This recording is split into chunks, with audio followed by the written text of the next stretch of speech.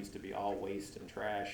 You can see the blue is surplus and reuse. I'm sorry, the blue is recycling and how that's grown. The pinkish color is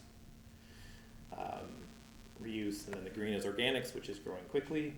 Our biggest impact is we become more efficient at managing waste. The blue line at the bottom is just what we're paying for waste every year. The red line is how our waste is changed. So even with a 20% price increase over the last 3 years in landfill tipping fees, which by the way for us is 1.2 cents a pound to throw something away. So it's really hard to make a business case for diverting anything if it doesn't have value. But we're better at managing our waste and getting rid of it. This is really hard to read and somewhat confusing. It just shows the value from reuse, recycling, and organics versus pounds. And the green line is the revenue, which shows that reuse is infinitely more valuable than recycling or trash. So it's important. Again, reuse is critically important to our future and how to manage this stuff. So I talked about those numbers before.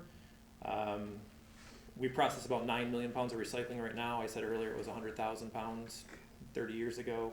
The surplus store generated $3.5 million last year. 1.6 of it went back to MSU departments, plus another $1 million for debt service on our facility. That's up from $300,000 30 years ago. And that's because that was without policy or anything. It's just a dedicated staff who said, hey, this stuff has value. Let's get it out into the community and make it a focus.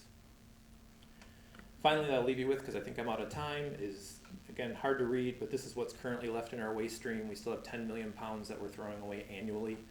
Only 30% of that is actually trash. The rest of it is either recycling or organic material. And organics is becoming more and more of a hot button issue on what do we do with it, how do we manage it, how do we find value for the compost or the outputs that we make.